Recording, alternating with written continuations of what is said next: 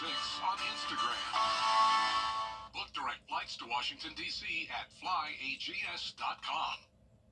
Weather headlines on News Channel 6, brought to you by Hickson Roofing. We are wrapping up winter today, feeling like spring, but tomorrow we're going backwards with temperatures in the 60s, rain and wind. I'll have details coming up. Right now on News Channel 6 at 4, we're going to hear from Richmond County's new sheriff about that officer-involved shooting we've been covering. Plus, preparing for Masters traffic. What roads will be detoured? What should drivers be aware of? We'll explain. And making a big difference for young adults who leave foster care. We're going to cover the groundbreaking of Augusta's new tiny village. Your news at 4 starts now. Live from Television Park, this is WJBF News Channel 6 at 4.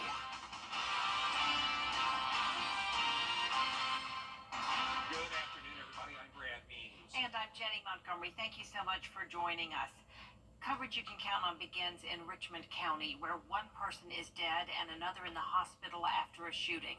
It happened today on Dabney Drive in Augusta. The victim, identified as 28-year-old Akee Pauley. According to the coroner, he was shot while sitting in a vehicle and died at the hospital. No word yet on the second victim's condition. Both the sheriff's office and coroner are investigating. Richmond County Sheriff Eugene Brantley is speaking out following the officer-involved shooting last Thursday on Glen Hills Drive. The sheriff's office released body camera footage of the incident yesterday. Investigators say the suspect, Brandon Hill, raised a gun in the air after being told to show his hands. He then pointed the gun at Deputy David Hopkins. That's when Deputy Hopkins fired his gun, injuring Hill. After an incident review by the Columbia County Sheriff's Office, the team ruled that Deputy Hopkins was justified in his use of force and acted within department policy. The sheriff says incidents like this point to the importance of addressing mental health. The mental health problem is rampant, not just here in Richmond County, but throughout America. And we don't have enough mental health facilities to help deal with all the mental health patients and people who need mental health. You know, every day you're dealing with situations and you never know what someone is going through. The investigation is ongoing and the case will soon be sent to judicial court. The sheriff could not provide an update on Hill's condition, but at last check, he was in the hospital in critical condition. Volunteers at the Wagner Fire Department getting a long-awaited victory. Last night, Aiken County Council members decided to let the department propose contracts with Aiken County and the town of Wagner. Firefighters say just getting to this point has been a tough process. It's been hard on all of us that we call each other family, and we've been able to just see how it affects each other, and to be in this moment right now, it's not quite over. We still got to go fight with the town, make sure they sign everything over, but we're finally getting somewhere.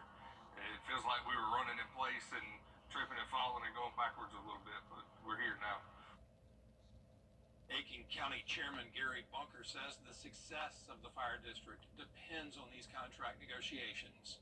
It's time now for a first look at the weather. Let's check in with meteorologist Miller Hyatt. Things about to change a bit. Yeah, tomorrow we are kicking off spring and temperatures are going to be much cooler. We're going to see some beneficial rainfall, which is good news. We do need that rain. We have a lot of dry conditions today. We are looking at some very warm temperatures right now. We're still looking at controlled burns across the area. That is leading to some hazy skies, and not only is it smoke, it's also a lot of pollen in the atmosphere as well. So that is why we have some poor air quality in Augusta, Evans, Waynesboro, Millen right now. That's why we are looking at that with a mix of smoke and pollen. So if you have any respiratory health issues, just limit your time outdoors. But thankfully, winds are going to start to disperse that away. So right now, quiet on satellite and radar, but not for very long. Temperature-wise, very warm. In fact, about 13 degrees above average. 83 degrees in Augusta, 82 in Edgefield, 82 in Louisville. We're about 10 degrees warmer than yesterday. Humidity is very, very low at 15%. So it's not recommended to do any burning. Just leave those burns to the professionals, the controlled burns because we do have a fire danger risk across our western counties. Winds are starting to bump up to around 17-mile-per-hour wind gusts, and they're going to be close to 35 miles an hour tomorrow. So high fire danger for our western counties. Refer to your local fire departments if you do plan on doing any burning, but it is discouraged to do that. So wind alerts here. We have lake wind advisory for our central and eastern counties. 2 p.m. tomorrow through 8 a.m. on Friday for wind gusts up to about 35. If you're walking the dog, we're looking at some nice conditions tonight. But tomorrow, you might want to have that raincoat on your dog because we're talking about some rain. I'll have the full 5 for 6 forecast coming up. Jenny and Brad. All right, thank you. Traffic's been a long-term problem on West Martintown Road in North Augusta. Now a solution is on the way. The traffic light at Knob Cone and West Martintown is finally taking shape. It's part of the second phase of the Parker Apartments development. While SCDOT was initially hesitant, growth in the area has now made the light necessary. Officials, we all know how much traffic goes up Knob Cone, and it's the most important traffic. It's our young people's lives, right? But there had to be enough, FCDOT needed to see enough growth at exit 1, which is traffic of cars, to justify putting that light there. So growth is actually what got us a light there. Leaders say the light will be up soon, but there's no exact date yet. They're just waiting on the Transportation Department to finish their part of the work. The Masters tournament will be here in just a few weeks. Yep, everybody's excited about it. Everybody's also knowledgeable about the fact that the tournament brings a lot of traffic. News Channel 6's Bria Smith, live on Washington Road, covering the 2025 Masters traffic plan. Bria? That's right, Brad and Jenny. Well, on an average day, around 55,000 people travel Washington Road. But during Masters Week, that number easily doubles, according to Augusta Traffic Management. Now, on Wednesday morning, the Augusta Traffic Engineering Division discussed the plans for those who will visit, travel, and already work and live in or near the National Hills area. Each year, they use the previous year's data to improve the traffic flow on Washington Road and the surrounding streets. This year, the temporary traffic light at River Ridge Drive is something engineers decided to keep. Picture there. So there's a lot of things happening at this particular location. So we felt that for safety reasons and to help expedite traffic flow, we worked with the state and they allowed us to install a temporary traffic signal. So we reinstall it every year. We're still working with them to see if we can make it permanent or not, but that's not going to happen right now. So what we do is we reinstall it a couple weeks before the Masters. And now, some of those Masters traffic plans have already gone into effect to get those who live and work in this area used to those changes. And we'll have more details on some of the things you can expect coming up at 5. But for now, reporting live in Augusta, Bria Smith, WJBF, News Channel 6. Bria, thanks. The pickup of hurricane debris in Augusta is set to end this week. But as you might have noticed, there's still a long way to go. The city says most West Augusta districts have seen their last pass. But West Augusta is where we found all these debris piles we're showing you, still out there. And what's really frustrating is that on some streets, including Henry Street, large piles have appeared even after the street got its final pass. This does. It irks me. It makes me very upset. Not sure who dumped this, but we have got to start doing something as far as finding people, holding people accountable.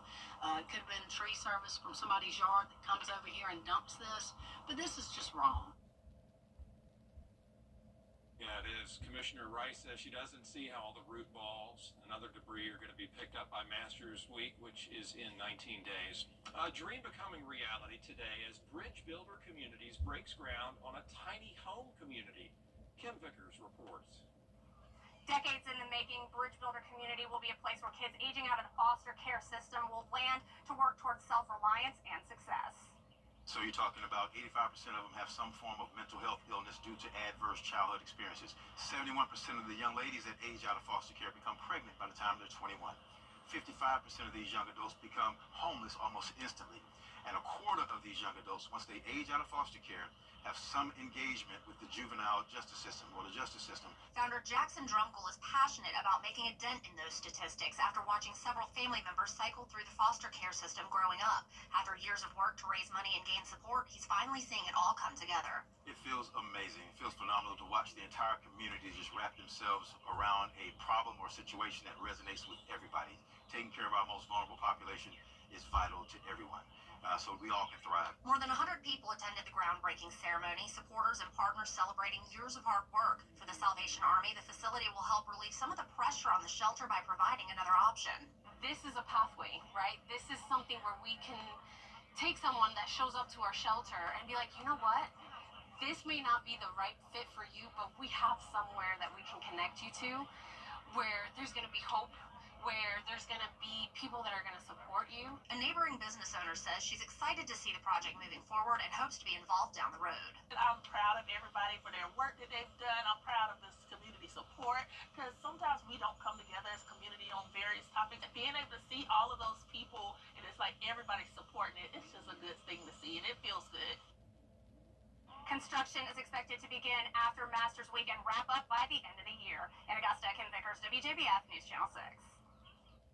It is National March into Literacy Month, and there's a big focus on teaching children the importance of reading. Last month, U.S. Congressman Rick Allen introduced a resolution supporting this designation. Today, he read to the students at Lamar Millage Elementary School. We're out of session this week. This is what we do when we're out of session. We spend our time in the district, and so I'm trying to promote literacy and really motivating young people to read, because that's really the key to education. Obviously, reading skills, math, and others, but mainly reading is, and the reason for that is if you're not reading at the third grade level, when you finish the third grade, you're likely not to graduate from high school. According to Representative Allen, children who are not reading proficiently by the third grade are 4 times less likely to graduate from high school on time. We are taking a live look now over the Homestead Miami Speedway, where NASCAR's Infinity Series will be racing this weekend in Miami. And Brad, you can still see the fire, or the smoke rather, from those wildfires. Unbelievable. Hundreds of acres already torched. Crews working nonstop to get things under control there in beautiful South Florida, and hopefully they will soon. NASCAR-wise, though, we're going to preview the action when we come back. Well, speaking of racing, we are racing into spring tomorrow as it begins 5:01 a.m. with the vernal equinox occurring, and it's going to feel like spring as well as the rest of today. I'll have details coming up. For everyone. Christopher Bell is off to a white-hot start for the season with 3 straight wins. Josh Berry broke the streak with his first NASCAR Cup Series win in Las Vegas last week. Jeff Patterson tells us the drivers are now focused on Miami. For many, March means spring break in Florida, but there will be no break for Xfinity and NASCAR drivers this weekend in Homestead, as Christopher Bell looks to repeat on his earlier success, and Josh Berry looks to return to victory lane after a trip there in Las Vegas. Before his win in Las Vegas last week, Josh Berry's biggest claim to fame may have been that he was high school classmates with Taylor Swift. But in Vegas, Berry survived late-action cautions to take the checkered flag. Yeah, no, it was awesome. Really, we saw, I felt really good about our car, really, from the start of the race. We just had to tweak on it and just survive, really, right? Like, execution is such a big part of these races. We just had to, keep ourselves in the hunt. And Berry took the 21 car of the legendary Woods Brothers team to a win, despite a self-admitted mistake. You had a mistake on pit road, but was able to rebound and kind of capitalize on all the strategies going on there and found ourselves out front and got it done. For Berry, it's the realization of a lifetime dream. It's really just hard to put into words, honestly. I was a little boy, playing with die-cast cars on the floor of my house, watching racing and dreaming of racing in the Cup Series. So just to make it to this point has been so special. For the Xfinity drivers, this weekend brings the Hard Rock Bet 300. And drivers like Connor Zilic are looking forward to a return to the track. Yeah, no, Homestead's, I got to race there last year, so going to a place I know. Now NASCAR and Xfinity drivers turn their attention to Homestead, a track where NASCAR champions have been crowned in the past. In Florida, I'm Jeff Patterson. You can catch the Homestead Miami race on Saturday afternoon at 3:30 on the CW6. And if you can't go to the Masters this year, you can still get Augusta National Golf Club's traditional eats delivered to your door. Taste of the Masters is now available to buy, and you'll receive at Masters Week. A large serves up to 14 people. The Classics kit serves up to 6. To order ahead of taste of the Masters, just go to themasters.com. The menu for the traditional champions dinner at Augusta National has been released. Scotty Scheffler, your reigning champion, carrying on something that started way back in 1952, one of the most honored traditions of Masters Week. Only former winners of the tournament and the club chairman get to attend. So, what is Scheffler serving? How about cheeseburger sliders and firecracker shrimp? A nod to his home state with Texas-style chili, wood-fired cowboy ribeye, or blackened redfish, your choice, I'll have both. Meatball and ravioli bites, and a warm chocolate chip skillet cookie with ice cream. Sounds awesome. Well, don't go away, everybody. Miller has your full forecast after the break. Weather headlines on WJBF News Channel 6. Brought to you by Hickson Roofing. If your roof needs fixing, call Mr. Hickson. If you've been injured, we take immediate action to get you the help you need. They handled everything so that I could focus on getting better. I am very happy with the settlement I received. WJBF News 230. See you there for the grooviest party of the year. Kick off your Saturday mornings with the most trusted team in local sports. Review all of the weekend action and recap all of the big plays with Gianna Cephalou and Gabriel Snowball. 6 Sports Saturday, Saturday mornings at 9:30 on News Channel 6. The News Channel 6 mobile app is now even better. Download it today. Now, your most accurate forecast with WJBF Live Viper 6. Taking a live look at Peoria, Illinois, where we've got quite a wet scene here as a severe thunderstorm is pushing through the city, and possibly there could be a tornado in Peoria, as we do have a tornado warning. Earlier there was a confirmed tornado on the ground as it was pushing from the south and west, but it looks like it has been weakening, which is good news. But if you do have any loved ones up there, just make sure that they are staying safe. Thankfully, no severe weather here in our area, as we have high pressure in control, and that cold front responsible for that severe weather up in Illinois is going to be weakening as it gets here, and not really expecting anything much of a thunderstorms or anything like that, just some showers. We will have to deal with some windy conditions as well. Wind gusts up to about 35 miles per hour, but nothing extreme. Temperature is much cooler tomorrow in the upper 60s, and as we look towards the next 2 days after that, we're looking at a nice warming trend as we go into the first weekend of spring. So here's Futurecast. Notice our next weather maker, this cold front is going to be approaching, but really, it's really just going to fizzle out. We're not going to have a lot of forcing mechanism with that cold front to really spark any storms or anything like that. So just really some beneficial rain. We need it because we do have a moderate drought right now across a lot of the area in the CSRA. So we do need this rain. I'm not going to see any storms, which is good news. High pressure is going to be pushing back in behind that front, lingering into the weekend with a beautiful stretch of weather ahead. So here is Futurecast, timing out the tomorrow's rainfall, looking at 8 a.m., pushing into our western counties. Augusta around 9 to 10 a.m. Some lingering showers pushing into our eastern counties through the evening time hours, and then drying out as we go into Thursday night. It'll be windy still, and it's going to be much colder, with temperatures in the 30s tomorrow night. So potential rainfall totals, really nothing significant. If you're lucky, maybe a quarter of an inch of rain, but otherwise expect maybe around a tenth of an inch of rain at best. We're drying out Friday, Saturday, Sunday. Then we have another shot of some much needed rainfall, maybe some storms next Monday, but we're still fine-tuning that details, so stay with us. Temperature-wise, it's going to be really all over the place here. We're talking about 60s the next 2 days, going up to the 70s for the weekend, and leveling off in the low to mid 70s for next week. Overnight lows also going to be really on a roller coaster. We're going from 51 tonight to 35 tomorrow night, 38 Saturday morning. Thankfully, I'm not really expecting much in the way of frost, Tomorrow night, we're going to have a little bit of mixing in the atmosphere that's going to prevent that from happening, which is good news. So for tonight, temperatures in the low 50s, so pretty mild for this time of the year. Tomorrow, temperatures in the upper 60s, scattered showers, windy conditions, and then we go into the weekend, beautiful, sunny, and then the storms arrive for Monday. We'll be right back. Dentistry is one of the oldest. WJBF News Channel 6, brought to you by Axis One.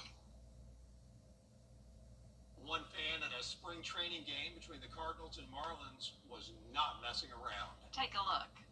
That kid, I love it, has been awesome all day today. I wonder if he'll go to umpireschool.com. That's beautiful. That kid might get a master's if he enrolls. He'll be ready when he gets here, that's for sure. Of course, his entire performance took place behind the backstop. Thought he was good at it, though. Looks like he knew what he was doing. Dressed the part, that's for sure. Dressed the part. There's more coverage you can count on coming up at 4:30. Including the war on fentanyl. Now, Georgia's Attorney General is joining other states in the fight.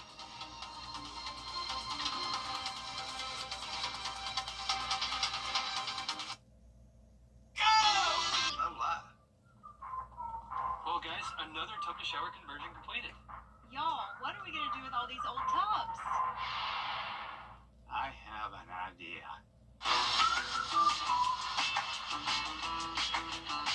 Join the Bathfitter family today with 0% interest financing for 24 months. How many more tub mobiles does Dad can have us build? Call Bathfitter today for your free in-home estimate.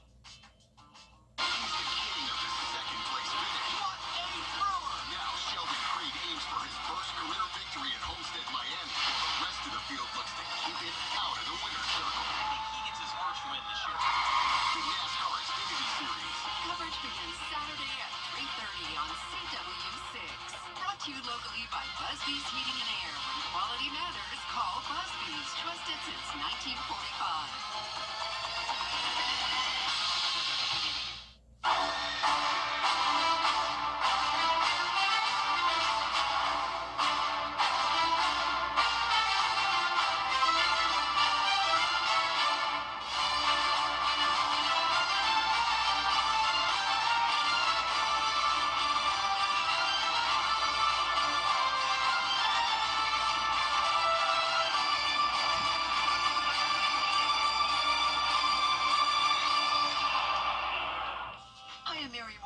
With this week's community calendar. Make plans now to attend the inaugural cultural festival hosted by the Columbia County Parks, Recreation, and Events. It'll be held March 29th at Evanstown Center Park. Now, during the two-day event, you can learn about the expressions of different cultures through food, song, dance, and clothing. Opening ceremony will begin at 3 p.m. Add your events. Log on to WJBF.com/community calendar. The live